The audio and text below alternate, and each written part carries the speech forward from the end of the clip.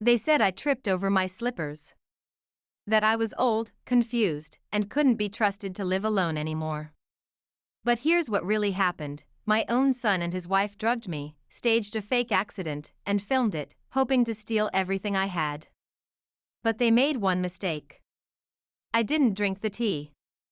You want to know the real horror? It's not that strangers try to rob you. It's when your own flesh and blood poisons your morning tea with crushed sleeping pills, and smiles while doing it. I'm Eleanor Mathers.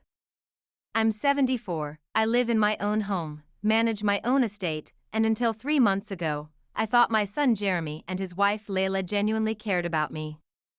I was wrong. It began subtly, whispers about assisted living, accidental bruises that I had no memory of, Layla offering to handle my medications and Jeremy suggesting I give him temporary power of attorney to relieve stress. I knew something was off. But I didn't realize just how far they were willing to go until that morning. It was a cursed Tuesday, early spring, the kind of morning where the birds outside hadn't even started singing. I opened my eyes and felt it in my bones, like my house had inhaled a breath it wasn't supposed to. I was supposed to sleep in. My daughter-in-law Layla had brewed my tea the night before and promised she'd bring it in around 7:30. But my eyelids popped open at 6:04, and I'm glad they did. Because what I saw next would have made me a ghost by now. I crept out of bed, slippers barely making a sound, and made my way down the hallway. The kitchen light was already on. Layla stood there, elegant as ever in her satin robe, humming a song she always played when she was about to lie. I knew it well. That's when I saw her pull a tiny white packet from her bathrobe pocket and tap it into my teacup. She stirred with a spoon like she was mixing honey, not crushed sleeping pills. My stomach didn't drop. It tightened. I didn't panic. I recorded. You see, this wasn't the first time things had felt off. It started small, accidental overdoses of my blood pressure meds. Stares that had unexpectedly gotten slippery.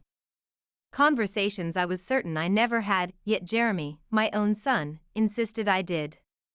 I had begun feeling like I was losing it. But something inside me whispered, "You're not crazy. They're gaslighting you." So 3 weeks earlier, I hid a tiny camera inside my late husband's porcelain cat figurine, the one Layla always pushed behind the books because she said it was tacky. That cat saved my life. I tiptoed back before she saw me. Slipped into bed. And when she walked in at 7:31 with that doctored tea, I smiled like a fool and took the cup. I didn't sip. I pretended to sip. Let it touch my lips and made the tiniest sound of satisfaction. Layla left the room without a second glance. She thought she'd won. An hour later, I started to fake drowsiness. I dragged my feet. I slurred my words. Jeremy acted so concerned. "Mom, you okay? Maybe we should take you to the doctor." I could almost hear the dollar signs in his voice. Then came the kicker. He said maybe it was time I considered letting him manage the estate. Temporarily, of course. I nodded. "Maybe you're right," I whispered. By mid-morning, they were ready. I was confused, weak, unsteady. Jeremy's phone was set up at the end of the hallway, recording the stairs. A blood-stained towel lay on the second step, as if I'd already fallen. They didn't even realize I noticed. I limped toward the edge, gave a convincing stagger, and threw myself sideways, just enough to look believable.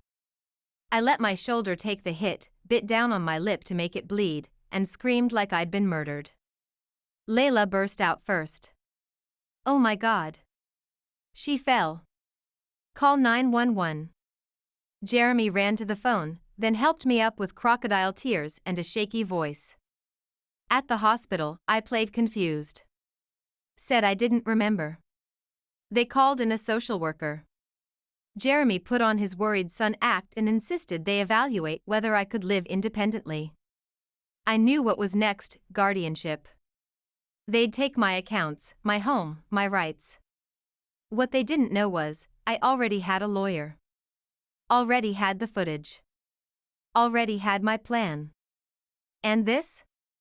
This fall? It wasn't my downfall. It was my trap. If this first chapter caught your heart, shocked your soul, or reminded you of someone brave, then please like, share, and subscribe my channel. And let me ask you, where are you watching from? Drop your country or city in the comments. I'd love to know how far this story travels. You'd be surprised how easy it is to play the fool when the world expects you to be one. They wheeled me into the ER like a broken doll, Jeremy huffing like he'd carried me himself, Layla dabbing invisible tears with a tissue I swear she recycled from her purse. The doctor was a kind-faced man named Dr. Jennings, probably in his 40s. He asked me basic questions, my name, the president, where I lived, and I answered slowly, like my brain was wrapped in cotton. I let my voice wobble. Let my eyes go wide. Let Layla say things like, she hasn't been herself lately and we're just so worried she'll hurt herself. What they didn't expect was that I remembered everything. And that I had a plan. Once I was alone in the hospital room with the door shut and Jeremy off talking to the social worker, I looked at the nurse. Her name tag said Alicia. I said to her, as softly and sweetly as I could you do me a favor, dear? My lawyer's number is in my memory, not my phone. Would you mind calling it for me privately? It's very urgent. She hesitated. I gave her a look that wasn't just old lady confusion, it was pleading, something between desperation and calculation. She nodded, slipped me her phone, and I recited the number. I hadn't used it in years, but memory, real memory, sticks when it needs to. Eleanor, said the voice on the other end. You okay? Stephen, I whispered. I need you to listen carefully. They tried to drug me. They staged a fall. I have it all on camera. I need you to be at the guardianship hearing. There was a long pause. Say no more. I'm on it. Alicia handed me back the phone and gave me a slight nod. I knew she'd keep quiet. Some people know what it's like when family turns predator. You don't need to explain betrayal when someone's lived it. Later, Jeremy came back with paperwork. Mom, they're going to start the guardianship process, he said gently, like he was doing me a favor. You'll be more protected this way. We'll manage the estate, make sure nothing happens to you. Will I still get to keep my garden? I asked, blinking. I love my roses. He smiled and patted my hand. Of course, Mom. I wanted to scream. But I kept it cool. Because in 3 days, we'd be in court and he'd be the one getting pruned. What Jeremy didn't know was that Stephen wasn't just my old lawyer. He was my late husband's best friend. He knew the trust documents by heart. He knew every clause Jeremy had tried to quietly override. And more importantly, he believed me. Back in my hospital bed, I rested my head and smiled at the ceiling. They thought they'd gotten away with it. That the old woman had finally lost it. But I wasn't just conscious, I was 10 steps ahead. They sent me home 3 days later with a wrist brace, some ointment, and a prescription I never intended to fill. The hospital's fall report said I was at risk due to age and disorientation. Layla had whispered sweet lies into every doctor's ear while Jeremy laid it on thick for the social worker, tales of forgetfulness, confusion, mood swings. She left the stove on, she wandered at night, she called me by my father's name. Lies. All of it. But I nodded along, smiled blankly, and played the role of the declining widow just as they expected. The moment we got home, I asked for help getting into bed. Jeremy placed a pillow behind me and kissed my forehead like I was already halfway buried. You rest now, okay, he said. We'll take care of everything. I nodded again, murmured a sleepy thank you, and watched them leave the room. The second the door clicked shut, I sat up. Wide awake. My spine was stiff but my mind was on fire. First thing I did? Pulled out the duplicate key I had hidden in the lining of my favorite chair and unlocked the bottom drawer of my old secretary desk. Inside, wrapped in my late husband's handkerchief, was the memory card reader I'd hidden there 2 weeks ago. I inserted the card from the porcelain cat camera and backed it up onto a password-locked thumb drive. Then I popped the memory card back in the cat. Wouldn't want Layla noticing a missing tail. But I wasn't done. That afternoon, I feigned a nap while Jeremy mowed the lawn and Layla ran errands. The moment the house was quiet, I moved like a woman possessed. I placed 2 new microcams, one inside the vent in the hallway facing their bedroom, the other tucked in the base of a fake potted orchid I kept in the corner of the living room. If they planned anything else, I'd catch it. By the next morning, I had footage. I sat in my rocking chair with a shawl around my shoulders, watching the live feed on my tablet like it was daytime TV. And what I saw nearly made me vomit. They were in the kitchen. Layla's back was to the counter, Jeremy pacing. She hissed, "Why isn't she more out of it? I gave her double the dose last time. She should be drooling by now." "Jeremy, we can't risk another fall too soon. The judge might get suspicious." "Layla, then speed up the guardianship. Get her to sign the bank transfer papers while she's still high." "Jeremy, she hasn't touched her meds." "I checked her pill bottle, it's full." "Layla, then mix it into her food. Or wine. Or something." "Jeremy, you do it." "I can't," she looks at me like she knows. "Layla, because she probably does, you idiot." I paused the feed. So, they were planning to do it again. Only this time, they wanted to drug me into signing over my accounts. Not just the estate, my investments, my husband's veteran benefits, the trust fund he left exclusively for my medical care. They wanted me erased, broken, and bankrupt. But now I had faces. Voices. Intent. The trap wasn't just set, it was springing. I smiled as I sipped the tea I made myself, herbs only, no pills. And whispered, "Smile, Layla. You're on candid camera." The morning sun spilled through the curtains like a secret exposed too early. I sat at the kitchen table with a soft blanket draped over my lap, gently sipping from the chipped mug that said "World's Best Grandma." It had once meant something. Now it just mocked me. Across from me, Jeremy shuffled papers, and Layla fluttered around the room like a predatory bird pretending to be a nursemaid. They thought today was the day they'd win. That I'd sign over everything while barely conscious. But what they didn't know, what made this so delicious, was that I'd chosen this date myself. I'd marked it on the calendar in front of them, feigned confusion about the date, then apologized for being forgetful. Layla patted my hand. "It's okay, Mom. That's why we're here." Liars. Both of them. I had baked lemon scones that morning, one tray for the vultures, and a separate one just for me. No drugs. No tricks. Just enough distraction to make them comfortable. They believed I was resigned. That I'd finally given up. Jeremy laid out the documents with all the gravitas of a funeral director. "We're just making things official, Mom," he said. "This gives me and Layla temporary authority over the trust. Just to protect you." I stared at the pen he placed near my fingers. "And I get to stay in the house?" "For now," Layla smiled sweetly. "If you're comfortable." She was already decorating in her head. I reached for the pen, then paused.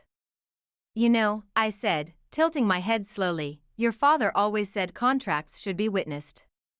Jeremy blinked. "It's fine, Mom. We'll take it to the notary later." "No," I said, standing slowly. "I mean witnessed now."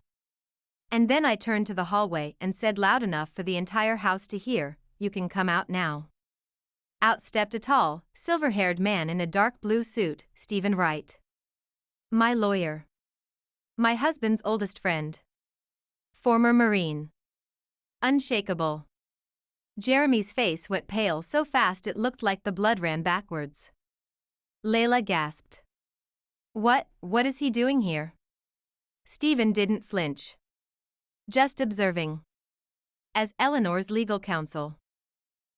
This is private family business, Jeremy stammered. No, I said sharply. This is legal business. And Stephen's been reactivated as my full-time counsel. As of last week.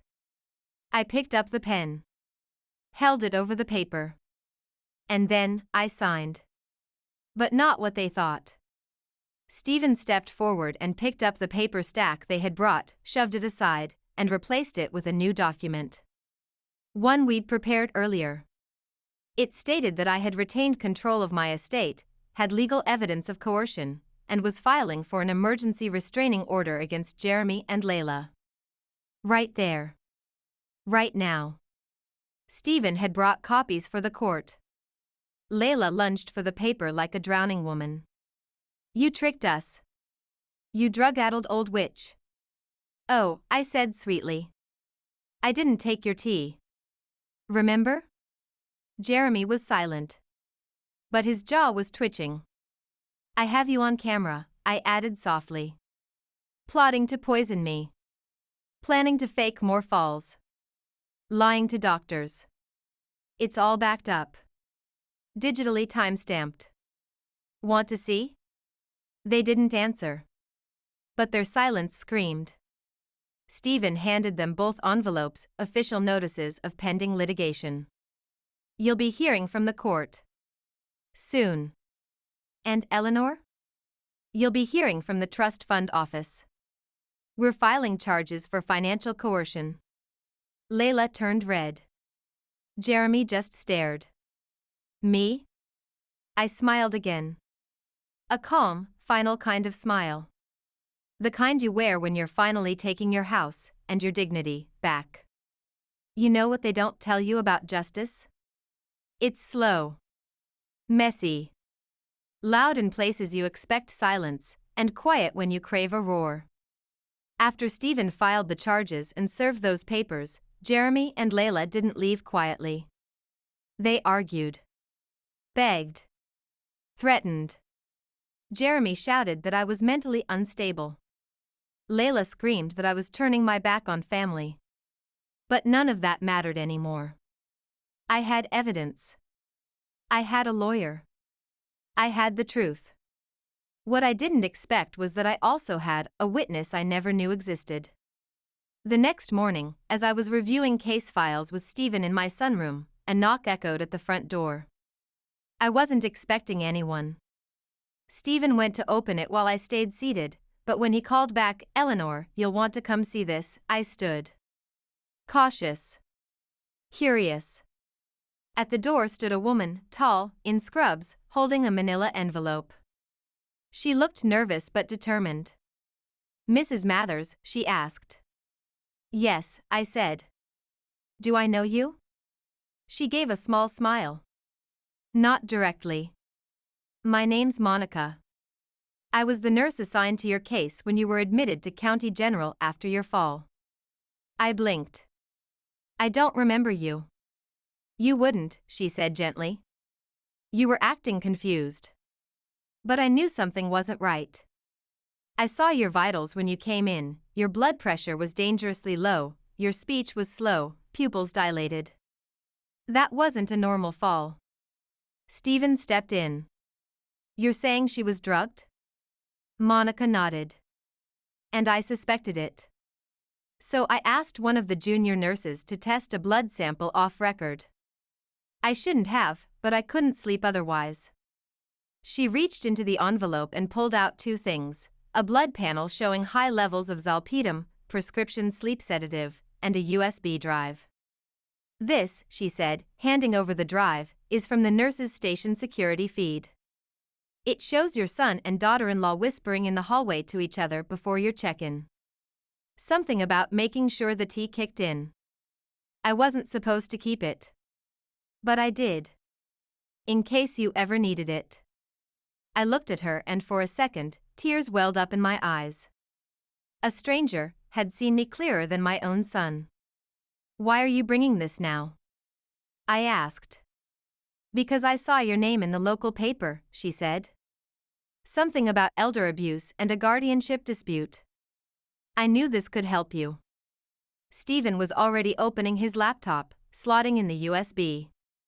This, he muttered, changes everything. Monica gave me one last nod. I just wanted you to know someone believed you, even if I couldn't say it that day. And then she was gone. But her impact stayed. That video? That blood report?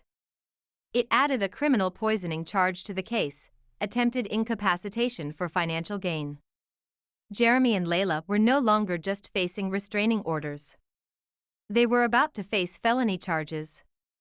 I sat down, heart pounding but full of fire. Because now, I didn't just have evidence. I had a trail of proof from strangers who saw what family refused to see. They tried to erase me with pills and lies. But now, I was writing every word of their downfall, one testimony at a time. You'd think with charges mounting, evidence stacking, and the law breathing down their necks, they'd finally retreat into silence. But predators don't go down quietly. They go down flailing, clawing, dragging whatever dignity they have left across the dirt. That's exactly what Layla did next. She tried to rewrite the story by crafting her own. It started 2 days after Monica delivered the USB drive. I woke up that morning to my phone buzzing relentlessly. Missed calls. Messages. Then a text from my neighbor, Claudette, Eleanor, "Are you okay? What is this video going around?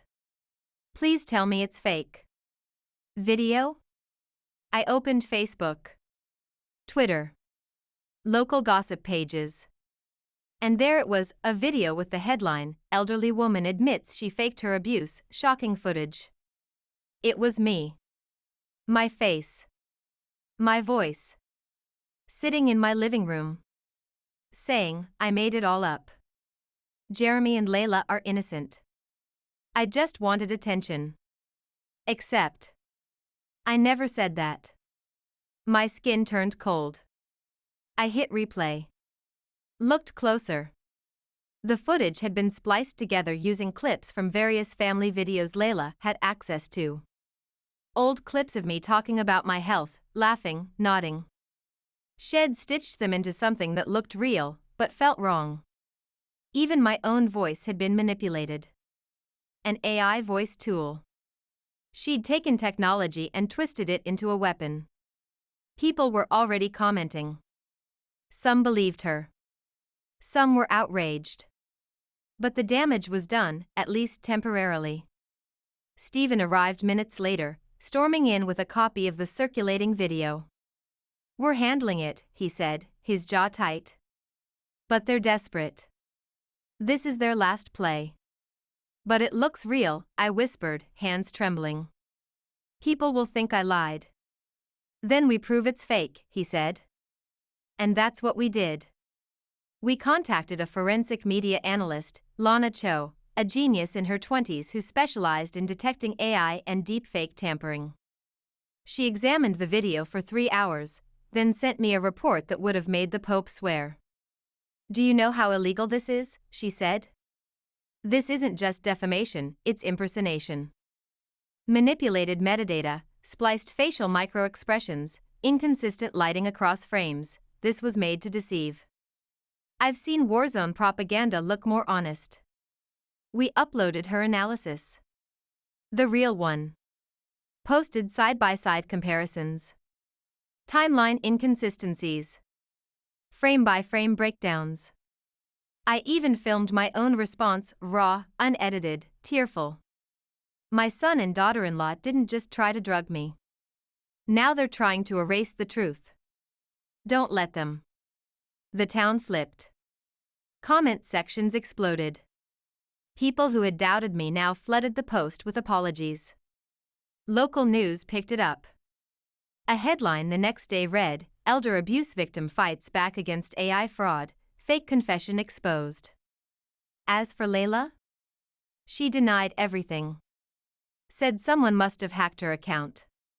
But the file path led straight to her cloud. Her fingerprints were all over it. Stephen filed an emergency motion to add digital impersonation, defamation, and obstruction of justice to the case. The judge accepted it without blinking. They gave me sleeping pills. They tried to break my bones. And now they tried to rewrite my voice. But I'm still standing. Still speaking. Still me. And now, the entire world is listening. Just when you think you've scraped the last layer of betrayal off your soul, life peels back another. After the deepfake video scandal collapsed and the community began to rally around me, I felt something I hadn't felt in weeks: peace. Not joy, not relief, just a small, breath-sized break in the chaos. I spent the next morning tending my roses, humming an old hymn my mother used to sing when storms passed. But storms don't pass, do they? They just pause. Because around noon, the doorbell rang. I opened it to find no one. Just a plain white envelope lying on the welcome mat, no name, no address, just the word "look." I picked it up slowly. My hands trembled like they always do when something feels wrong before you even know why. Inside was a single photo. An old one. And the moment I saw it, I nearly dropped it. It was taken in my backyard. I recognized the hedge I trimmed every spring, the old metal table, the cracked patio tiles Jeremy always promised to fix. But the shock wasn't the place. It was the people. Layla. Jeremy. And my brother, Daniel. All sitting at that table. Wine glasses in hand. Leaning in like old friends. Laughing. Conspiring. It was dated 2 years ago. Back before Layla started helping with my finances. Back before Jeremy pushed me to put him on the trust as co-beneficiary. Back when I thought Daniel was my last blood ally. I gripped the edge of the envelope so tight it crinkled. Daniel? My own brother? He was the one who told me to trust your son, let him learn.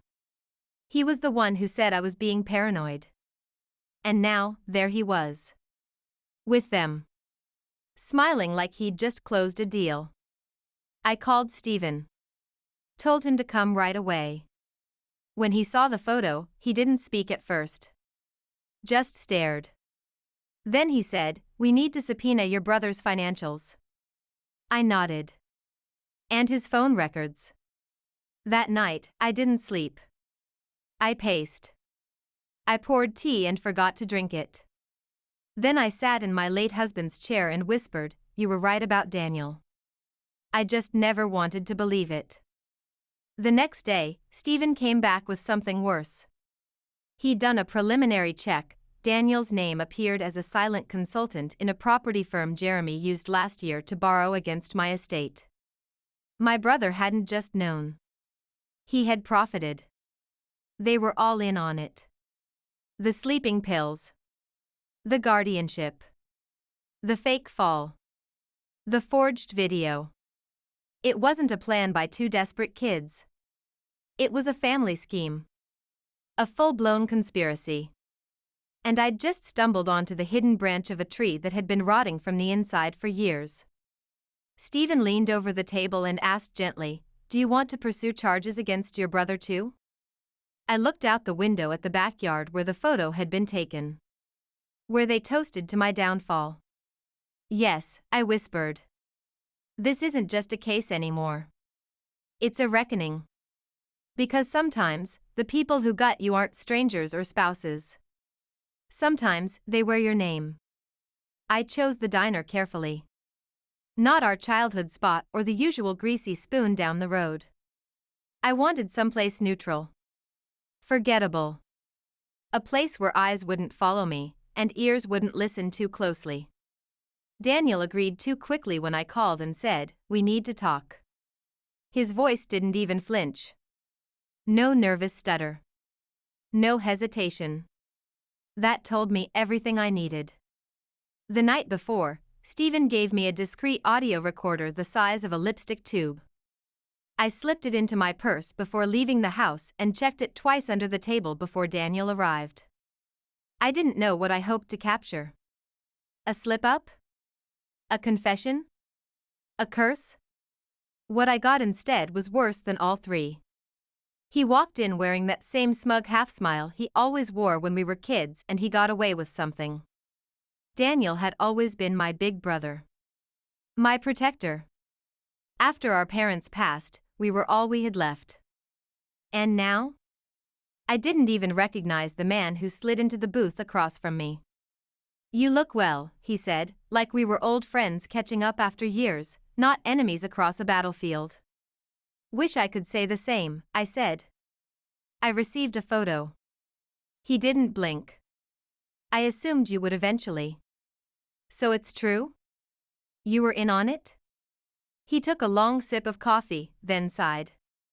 "Eleanor, I didn't know they'd take it that far. I thought Jeremy just needed some help. He told me you were slipping, that you wouldn't listen. That he was trying to protect you." I leaned in. "Protect me? By stealing from me? Drugging me? Filming fake falls?" Daniel's jaw tightened. "I didn't know about the pills. Or the video. I swear to God." "You knew about the money," I said quietly. "The shell company. The property loan. That shut him up." I pressed further. "Why, Daniel?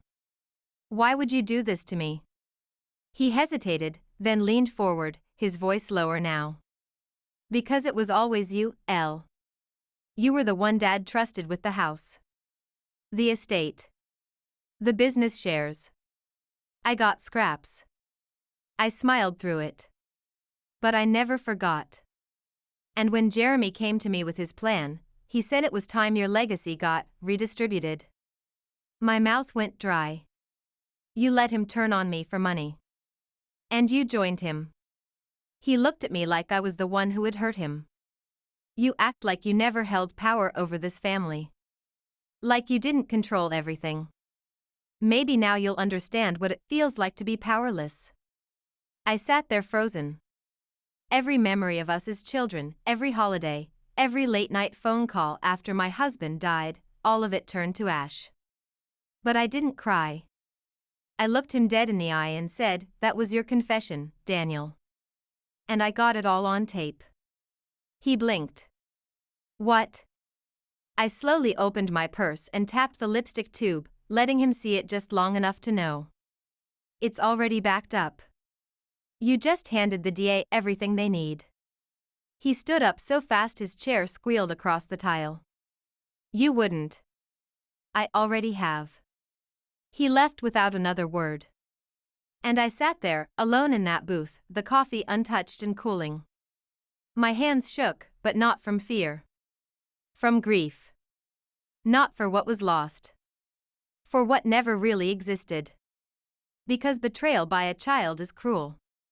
But betrayal by your own brother? That kind of treason echoes through your bones. The courthouse smelled like paper and desperation.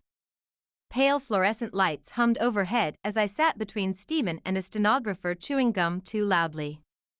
It was only a pre-trial hearing, meant to determine if there was enough evidence to proceed with formal charges. But for me, it was a battlefield. This wasn't just about property or guardianship. This was about my voice. My sanity. My dignity. And they, Layla, Jeremy, even Daniel, had tried to bury all of it under pills, paper, and manipulation. I wore gray. Clean, quiet, neutral. Let Layla arrive in a power red pantsuit and heels so high she had to cling to Jeremy's arm just to make it up the courtroom steps. Drama. Always. As we waited for the judge, Layla whispered something to her lawyer, then stood and turned to the bailiff. She handed him a thick manila folder. Her lawyer stood. "Your Honor," he announced, "we'd like to submit new evidence before the hearing begins." Stephen's spine stiffened beside me. I leaned toward him. "What are they doing?" "Trying something," he muttered. "But it's too late. The deadline passed." The judge raised a brow. "This better be relevant." Layla's lawyer smirked. "It is. It's a signed affidavit. By the plaintiff herself. A confession." Every eye in the courtroom landed on me. Stephen stood instantly. Objection. The plaintiff signed no such document. We demand verification of signature, origin, and admissibility. The judge flipped through the papers. It's very similar to her handwriting. Layla had that look again. That smug, just you wait smile. I stood. May I approach, Your Honor? The judge nodded. I walked forward, slowly, intentionally, letting everyone see that I wasn't frail, wasn't broken, wasn't doped up. I took the papers from the bailiff and scanned the pages. The signature was almost perfect. Almost. But what they didn't know was that I used a slight upward loop in my R only when signing documents under stress. This one had none. It was forged. I looked up at the judge. This document is a fabrication. And I can prove it. I pulled from my handbag a red folder Stephen had prepared weeks ago. Inside were 5 verified, court-registered signature samples. 1 from my driver's license. 1 from the notary file when I'd updated my will. 1 from the hospital check-in, done in front of 2 witnesses. And 2 more from trust fund filings from the last 6 years. All notarized. All verified. Stephen handed it to the clerk. Your Honor, the signatures speak for themselves. The judge examined both sets. The silence was deafening. Then he sighed. The signatures do not match. This affidavit is inadmissible. Any further attempts to submit false documents will be treated as obstruction. Layla didn't even blink. But Jeremy's jaw tensed so hard, I thought his teeth might shatter. I stepped forward. With all due respect, Your Honor, may I speak? He nodded again. I turned to face the courtroom. This isn't about family disputes. This is about a planned and recorded attempt to incapacitate me for control of my estate. They tried to drug me. Stage a fall. Forge my signature. Forge my voice. And now? They're forging my guilt. But I'm here. Awake. And I remember everything. And I will not go quietly. The gallery murmured. The judge raised his gavel for silence, but I saw it, the ripple of realization. I wasn't just a victim anymore. I was their witness. Their enemy. Their reckoning. The judge declared the charges fit to proceed to trial. And as Layla and Jeremy walked out, I heard her hiss to him, we have to destroy that footage. What she didn't know was that it had already been backed up to 3 external drives, the cloud, and my attorney's vault. She was playing chess with a queen who'd already taken the board. It happened 2 days after the pre-trial hearing, after I publicly exposed the forged affidavit Layla tried to submit. I was in the kitchen, peeling carrots with more force than necessary, trying to silence the leftover adrenaline still thundering in my chest. The phone rang. I nearly didn't answer. But something about the area code stopped me. Local. Young. Hello? I said, expecting a scam or an angry cousin defending Daniel. Mrs. Mathers, a soft voice asked. You don't know me. My name's Rena. I used to intern at Braden & Company, the real estate firm your son worked with. I froze. Go on. I think I have something that might help your case, she stammered. But I don't want to talk over the phone. Too risky. Can we meet? Please? Stephen and I met her that afternoon at the back of a quiet cafe tucked between 2 hardware stores. She couldn't have been older than 26, brown curls tied in a nervous bun, glasses too big for her face, and eyes that darted like she was being followed. But she was brave. I could feel it in the way she gripped the satchel slung across her shoulder like it carried the world. She opened her laptop, hesitated, then clicked a folder titled Do Not Delete. Inside it were old call logs, expense reports, and 1 audio file. Just one. Titled, Jeremy_Layla_office_conf_September 2022. I found this by accident, she whispered. They left the recorder on after a team meeting. I was told to wipe it. But I don't know. Something felt wrong. She hit play. The first few seconds were muffled laughter. Then Layla's voice is clear, crisp, smug. She won't even remember her name after this week. The pills work. I tested the dosage myself. Jeremy, and the fall? You sure we can stage it without backlash? Layla again, please. You said it yourself, everyone already thinks she's losing it. One more accident and we'll have the courts begging to hand us control. Jeremy, and Daniel's good with the shell accounts? Layla, as long as his cut clears, he doesn't care if we bury her alive. The audio crackled to a stop. I felt my heart still in my chest. Rena's hands were shaking as she closed the file. I've had that for months, she whispered. I didn't know what to do. But after seeing your story online, after the court hearing, I knew you weren't crazy. You were in danger. Stephen's eyes lit with something between rage and triumph. This is the nail in the coffin, he muttered. Rena handed me a flash drive. There's only one copy. I deleted everything else. If they ever found out I kept it, you did the right thing, I told her, my voice shaking. And you're safe now. We offered her protection. Stephen immediately filed a motion to add the recording to the list of primary evidence. This wasn't speculation anymore. This wasn't even a he said she said. It was a digital, time-stamped conspiracy, spoken in their own words. That night, I sat by my fireplace, flash drive in hand, and let myself cry. Not because I was afraid. Not even because I was angry. But because the story they tried to erase with sleeping pills, forged papers, and doctored videos had finally spoken for itself. And now? That story had teeth. By the time Rena's audio file was officially admitted into evidence, the tide had shifted. I could feel it in the silence from Jeremy's end, in the twitching of Layla's left eye during court, in the way Daniel's calls had stopped altogether. They weren't just losing, they were unraveling. But nothing prepared me for what happened the following Thursday. Stephen and I were going over strategy when he suddenly stopped mid-sentence and glanced at his phone. I just got a tip from a friend at Homeland Security, he said, eyes narrowing. Layla booked a one-way flight to Dubai. Under her maiden name. My mouth dropped open. She's running? Trying to, he said. She's not stupid. She knows what that recording means.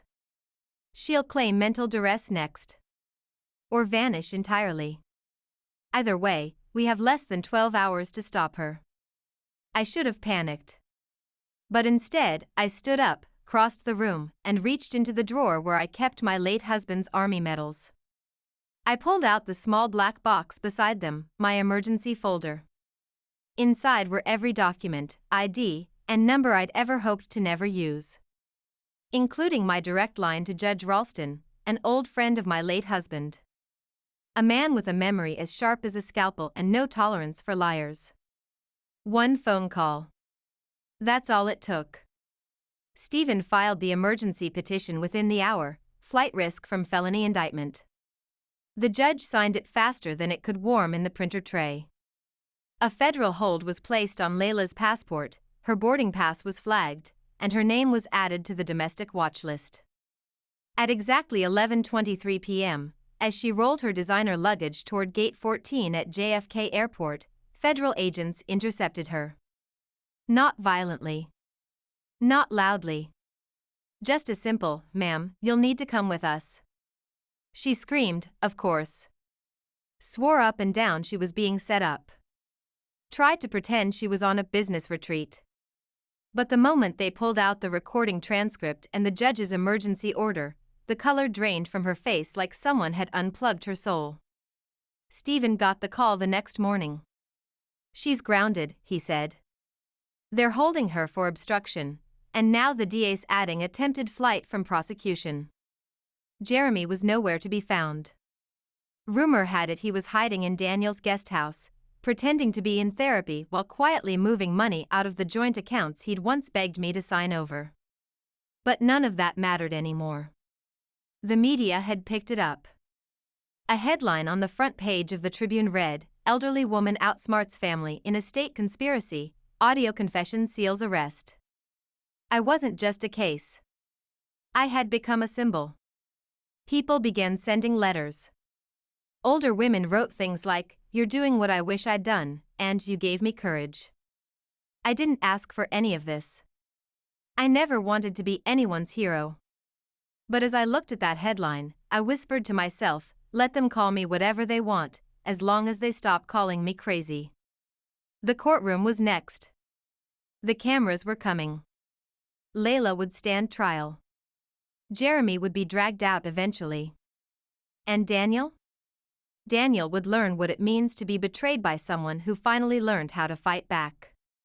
The trial began on a Monday. A cold one.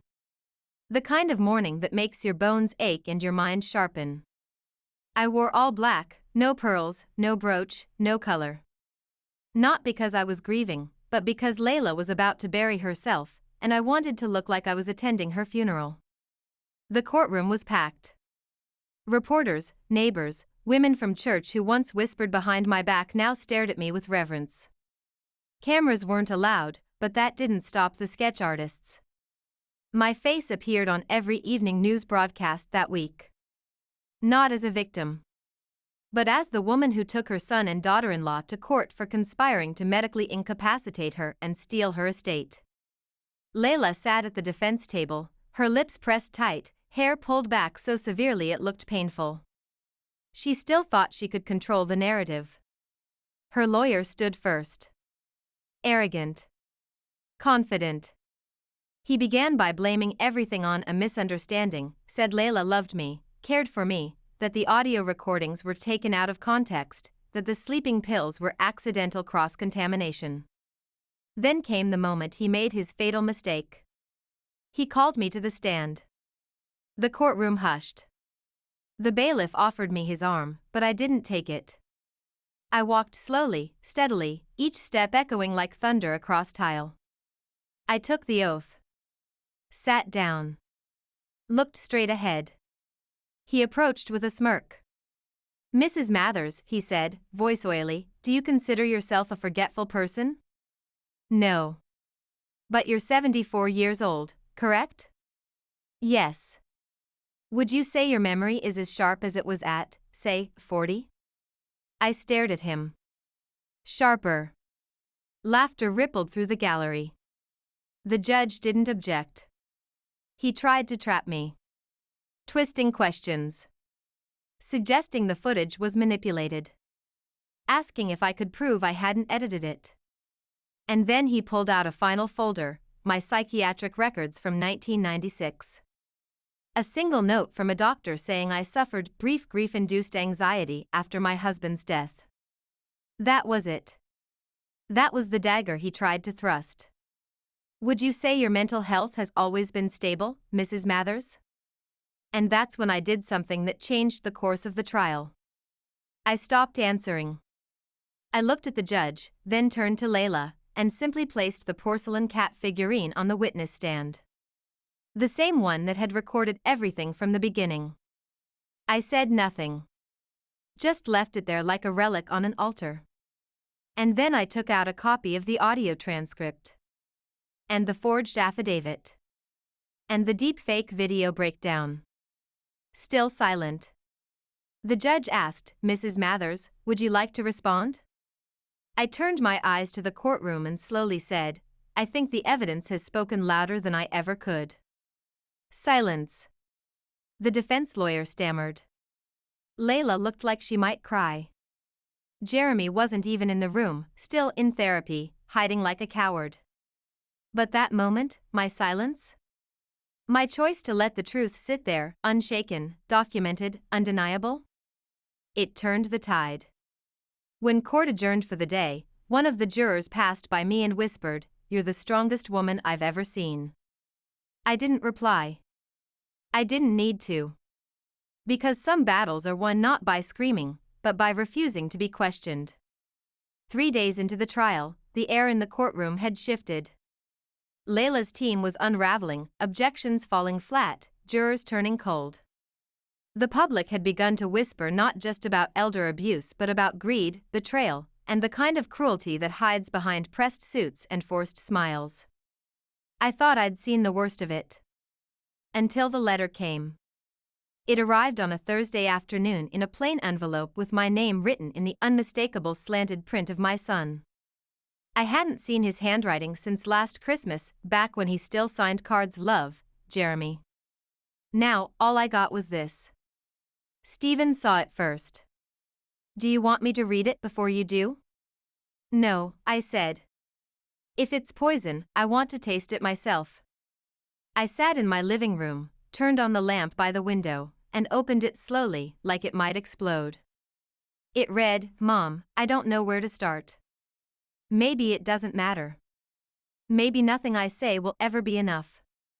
But I want you to understand, this wasn't supposed to happen this way. Layla, she had ideas. Plans. She said you were getting worse. She said we needed to act before the state stepped in. At first, I didn't believe her. But then you started forgetting things. You left the oven on. You mixed up dates. And I panicked. I thought, if I didn't take control, someone else would. Someone who didn't care about you. The money? That came later. And I know it looks bad. But it was never just about the money. You always made me feel small. Like I was never enough. Like Dad was proud of you and I was just background noise. You held on to everything. The house. The will. The family name. I just wanted my share. Now everything's falling apart. Layla's blaming me. Daniel's furious. I'm getting threats from reporters. And I can't stop thinking about your face when you looked at me in court, like I was a stranger. I don't want to testify. I don't want to sit in that courtroom and see your eyes again. I'm not strong like you. But I'm sorry. I don't expect forgiveness. But I needed you to know, at least once, that I regret everything. Jeremy P.S. Daniel said something that might matter. He told Layla to check the fireplace. I don't know what he meant. But it sounded like a warning. I folded the letter carefully. I didn't cry. I didn't scream. Because this was not an apology. It was a confession soaked in cowardice. He blamed Layla. Blamed childhood. Blamed the past. Blamed me. And then he left a breadcrumb. The fireplace? Stephen and I searched it that evening. And hidden behind the old panel where I used to store birthday candles and spare matches, was a second flash drive. No label. No password. Just a date. 3 months before the fall. I plugged it in. And what played? Video footage. Jeremy, Layla, and Daniel at my kitchen table. Discussing medication. Discussing wills. Laughing about how easy it would be to make her look like she's losing it. Discussing when to push me. The footage had a timestamp. Audio. Faces. It was damning. But most shocking of all? The camera angle was from my husband's old antique clock. The one only Daniel had ever helped me clean. It wasn't just Jeremy and Layla who plotted against me. Daniel had recorded it all and hidden the truth in my house, maybe out of guilt, maybe out of spite, maybe as leverage. I sat back, stunned. My son tried to escape. My brother tried to cover his tracks. And now? I held the final weapon. The courtroom felt tighter that morning. Like the walls had crept closer overnight, suffocating the lies inside. I clutched the flash drive in my hand, its plastic casing warm from my grip. I didn't tell Stephen what was on it, not until we sat on the courthouse bench. He slid his glasses down his nose, watched the footage on his laptop with the same expression he once wore during my husband's funeral. Controlled grief. Simmering rage. "We don't just have them now," he whispered. "We have motive. We have planning. We have conspiracy." He filed a motion to admit the flash drive immediately. The judge, sharp as ever, asked one question: "Is it relevant to the charges and newly discovered?" Stephen stood. "It doesn't just confirm guilt. It reveals another participant." "Proceed," the judge said. The screen was rolled to the front of the courtroom. The lights dimmed. And the video began. There they were, Jeremy, Layla, and Daniel, sitting at my kitchen table, their postures too relaxed, their tones too casual. The same table where I'd once served birthday cakes. The same room where they plotted my erasure like they were planning a weekend barbecue. "Layla, she takes the meds every night. We just bump it up slowly." Jeremy, "And once she's confused enough, we present the petition. No resistance." Daniel, "Just don't overdo it. If she ends up hospitalized, the doctors might dig deeper." Jeremy, "So we ease it. 2 weeks of forgetfulness, 1 accident, then we pull the trigger." Layla, "She'll be too fogged to fight. Trust me." Silence. The room was breathless. Then the video showed Daniel laughing. "Daniel, you two are more dangerous than I thought. Remind me never to get old around you." Layla, "Not unless you've got millions tucked under your pillow, Uncle D." The footage ended with the sound of a wine glass clinking. The lights flicked back on. The courtroom exploded. Gasps. Cries. Reporters whispering frantically into their phones. Jurors staring wide-eyed at Daniel's empty seat in the gallery, because he wasn't there. The judge struck his gavel. Silence. Stephen stood calmly. "Your Honor, we formally request a subpoena and criminal charges be filed against Mr. Daniel Graves for his role in the attempted incapacitation and conspiracy to defraud Mrs. Eleanor Mathers." The judge nodded. "Granted." A bailiff left the room immediately with the paperwork. A warrant would follow within the hour. And me? I just sat there. I didn't smile. I didn't cry.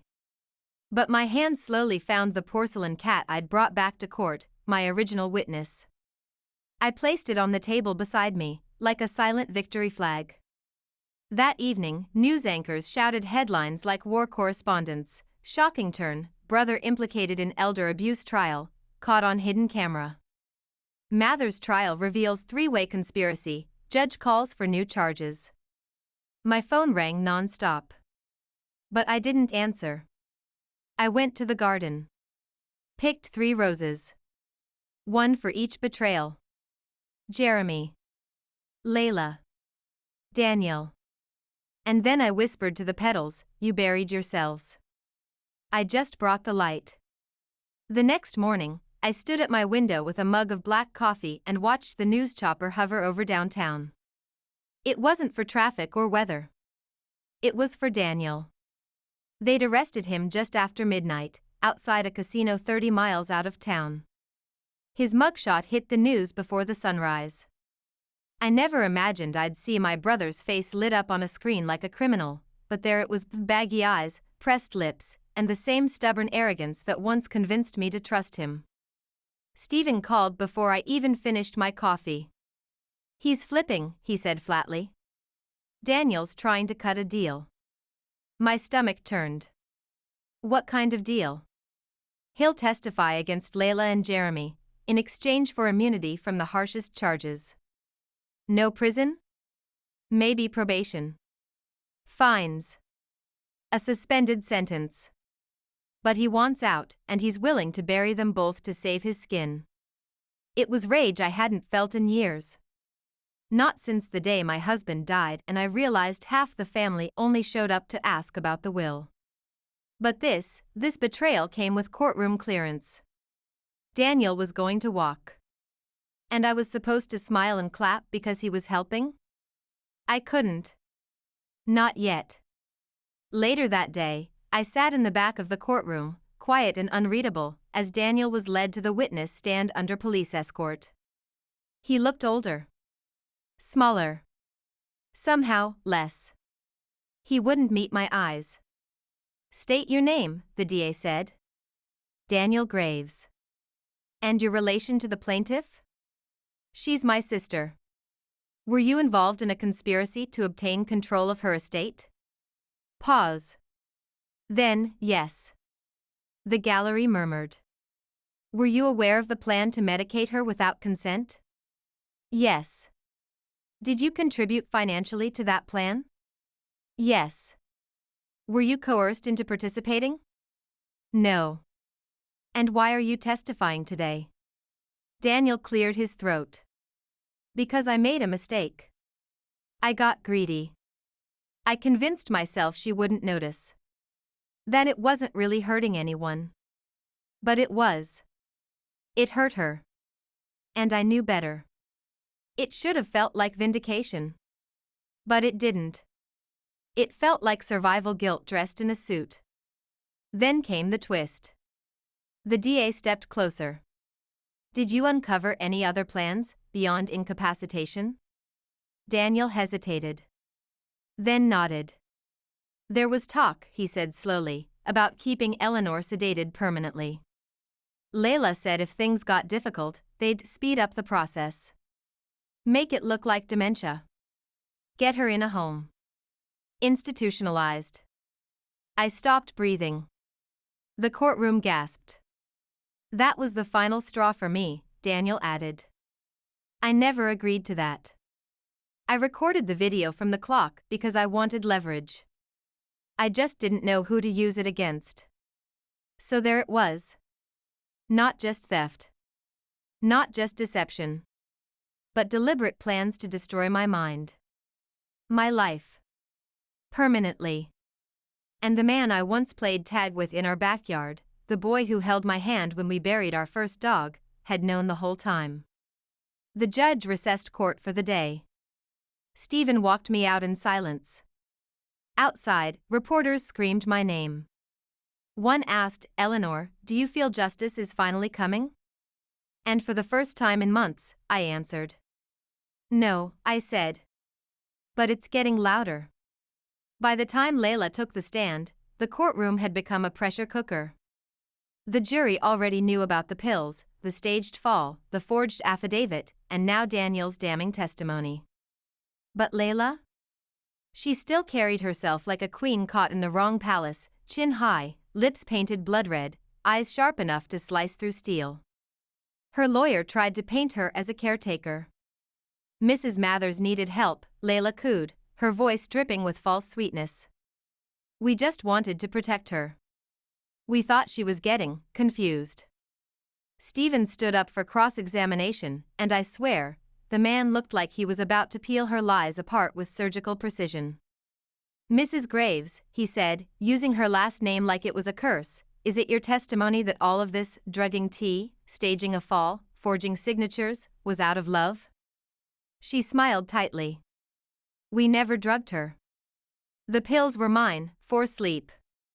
Maybe a trace ended up in her tea by accident, Stephen cut her off. By accident? Would you like me to play your own words? He nodded to the tech assistant, who cued the audio from Rena's flash drive, the part where Layla's voice rang loud and clear. She won't even remember her name after this week. The pills work. I tested the dosage myself. The courtroom went dead silent. Layla's face drained of color.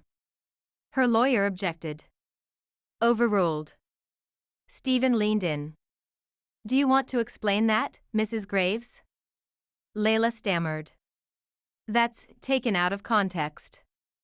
We were talking about her medications, Your Honor, Stephen said. Let me remind the court that Mrs. Mathers' prescriptions do not include sedatives, but we found 2 bottles of zolpidem with Layla's fingerprints on them in the kitchen cabinet. Bottles she never reported. The judge turned to Layla. Answer the question. She froze. Her jaw clenched. Then she looked right at me with eyes full of venom and said, you never should have fought back. You were supposed to hand it over, everything. I did what I had to do. Gasps rippled through the gallery. Stephen smiled. No further questions.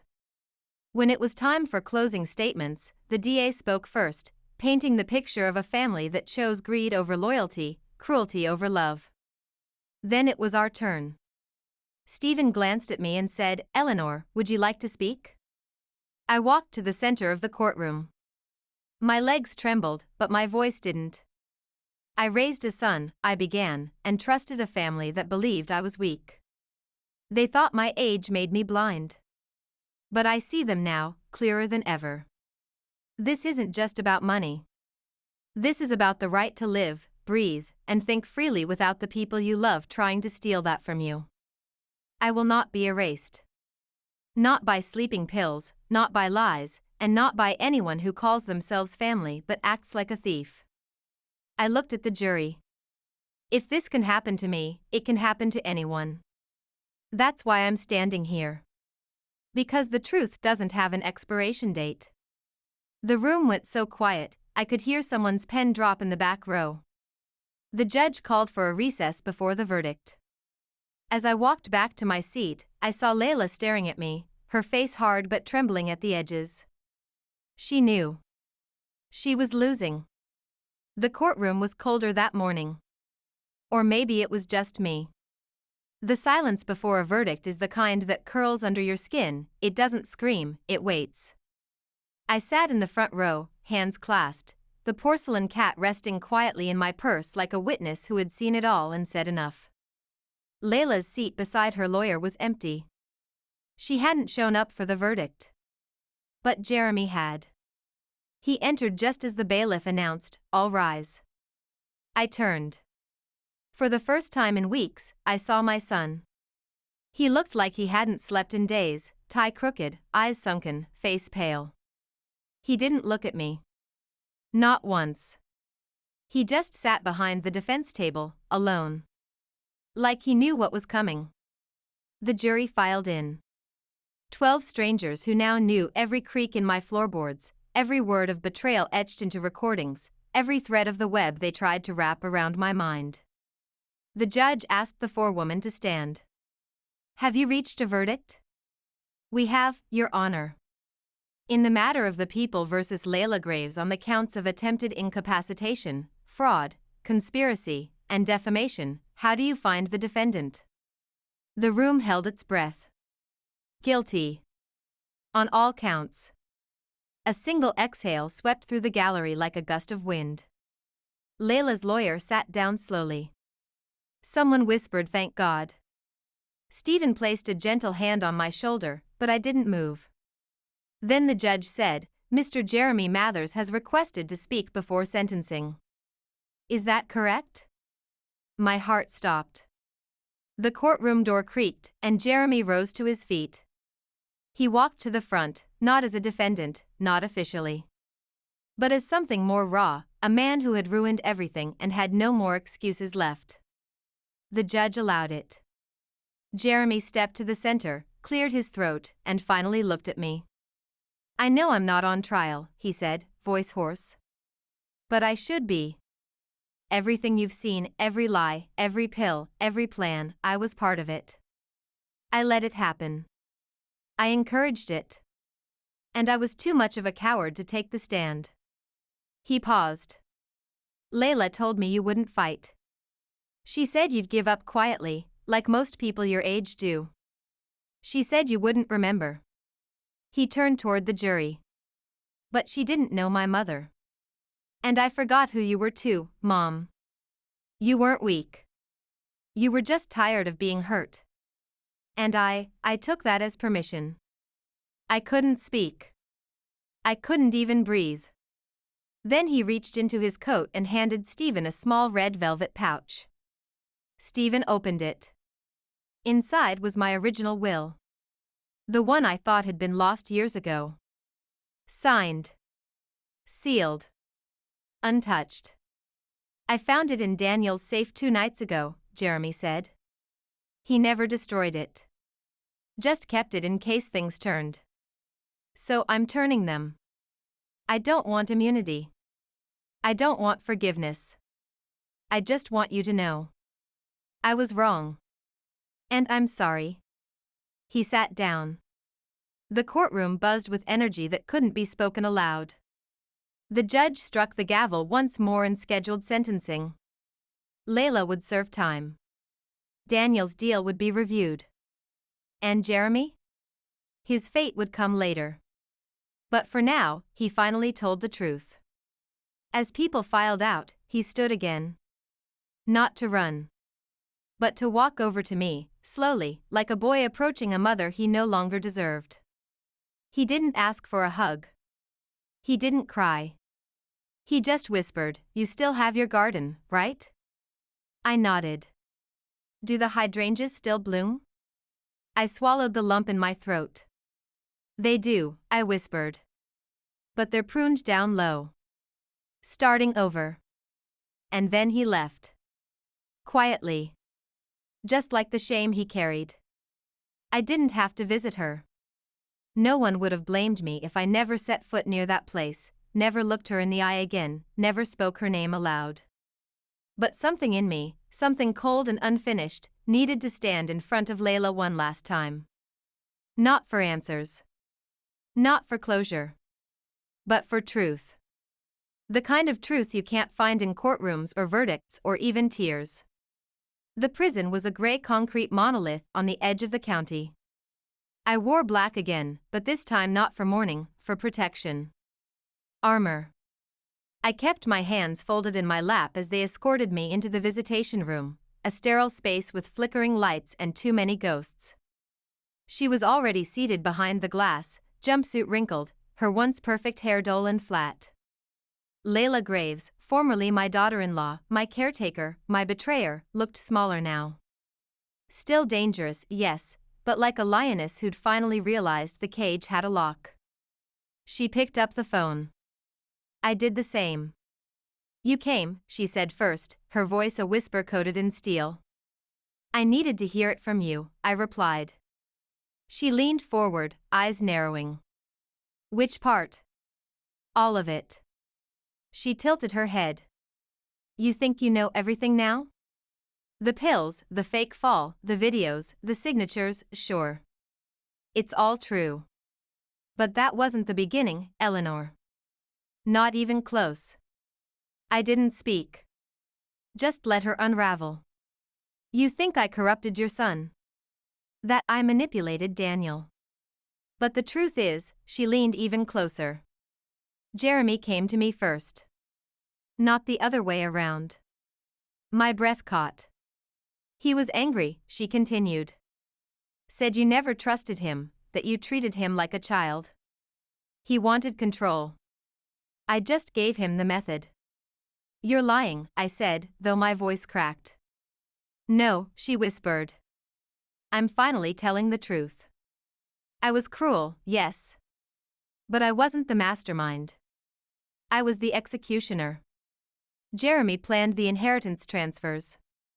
Jeremy suggested the medication. Daniel?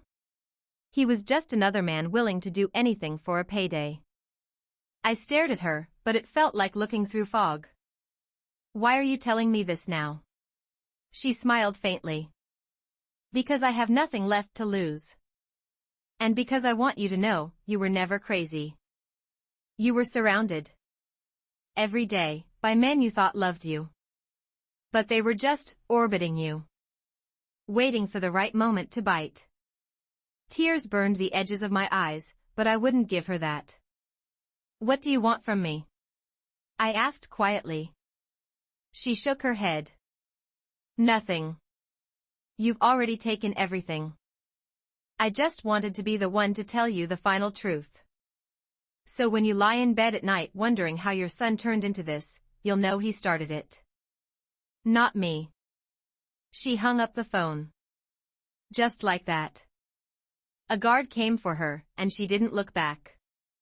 I sat there for a moment, the line still warm in my hand, heart pounding with a truth I didn't want but could no longer deny. Jeremy hadn't just followed her lead. He built the road. And I had paved it for him, with decades of blind trust. As I left the prison, I looked up at the gray sky and whispered, "Then it ends with me." Because now that I knew where the rot began, I could finally burn it at the root. After my visit to the prison, I didn't go home. I didn't call Stephen. I didn't even cry. I drove straight to the notary's office. There are moments in life that require ceremony, weddings, funerals, birthdays. But then there are moments like this. Quiet. Clinical. Final. I walked in with a sealed folder marked, Estate Revision, Emergency Execution. Inside? The last version of my will Jeremy had tried to erase. And a new one, with something none of them expected. The old Eleanor would have buried the past. Pretended none of this happened. Let the courts handle the punishment and moved on with grace. But the new me? The woman who watched her own son orchestrate her destruction, who sat through lies and manipulation and still stood up in court. She was done being quiet. I signed everything. Every page. Every clause. Every backup copy. Stephen watched from the corner, silent, the weight of it all pressing behind his eyes. He knew what this was. A reckoning on paper. The next day, I requested a final court appearance. Not as a witness. Not as a victim. But as a testator. And the judge granted it. When I entered the courtroom, everyone assumed it was about final estate documentation. It was more than that. So much more. Jeremy sat in the gallery, quiet and trembling. Daniel didn't appear.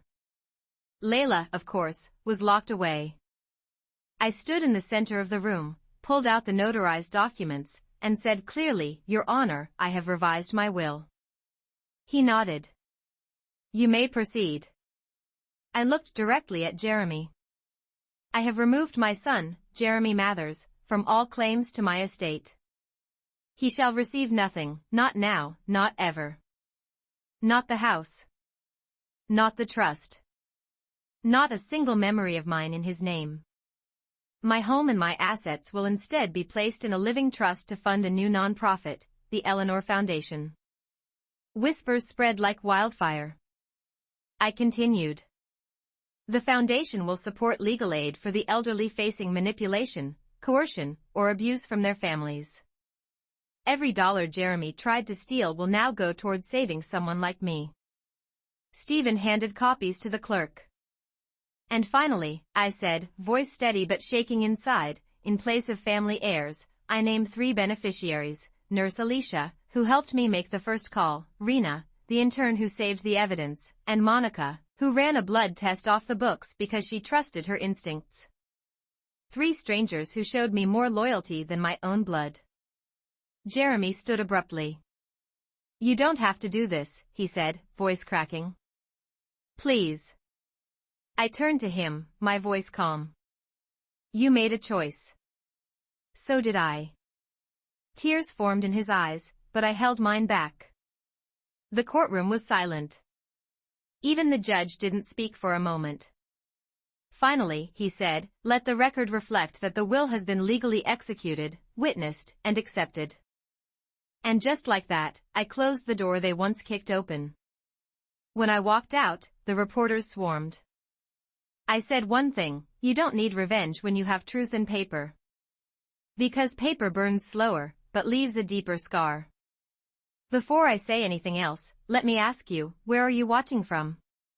Because if you've stayed with me through this journey, across 20 chapters of truth, pain, betrayal, and fire, then I want to know. I want to know how far this story has traveled. And while you're here, please, like, share, and subscribe my channel. Not for fame. But so someone out there who feels unseen, finally realizes they aren't alone. Now let me tell you how it ended. The sentencing happened quietly. No headlines, no news trucks. The world had already moved on to newer scandals. But for me, it was the final page in a book they tried to write over my life. Layla received 15 years. No parole for 8. The court cited manipulation, conspiracy, and intent to psychologically dismantle a vulnerable adult. She didn't cry. She just stared at the floor like it might open up and swallow her. Maybe it did, eventually. Daniel was fined heavily and barred from holding any financial authority over another person for life. His reputation, his speaking circuit, his charming business lunches, all gone. The moment the community learned what he'd done to his own sister, doors closed. They still do. Jeremy? He pled guilty. No trial. The judge gave him 5 years probation, weekly therapy, and community service at, ironically, a senior care center. That broke him more than prison ever could. When I passed him on the courthouse steps that day, he didn't ask for forgiveness. He just said, "I hope I become someone you don't hate." I said nothing. Because forgiveness is a choice, not a duty. And I wasn't ready. But I'm getting there. Now here's what happened to me. I still live in the same house. Same garden. The roses bloom like nothing ever touched them. I sit on the porch some evenings with tea I brewed myself, and I think about how quiet strength is. How power doesn't always come from lawyers or courtrooms. Sometimes, it comes from surviving. The Eleanor Foundation is real. We've already helped over 24 seniors escape abusive situations. We've stopped power of attorney thefts. We've filed restraining orders. We've made noise in rooms that prefer silence. I never wanted to become a symbol. But now that I am, I wear it proudly. So if you're still listening, if you're still here, I want you to remember this: they gave me sleeping pills to make me forget. But I remembered everything. They filmed a fall to make me look weak. But I stood up stronger than ever. They thought time and age made me irrelevant. But I've never been louder. Don't let anyone write your ending for you. Not your son. Not your spouse. Not your own blood. Because sometimes, the most dangerous thing in the world is an old woman with nothing left to lose and a voice that's finally free. Thank you for watching my story. Please share it, so another woman like me finds the courage to say, enough. Now tell me, where are you watching from? Drop your city or country below. Let's show the world how far truth can travel.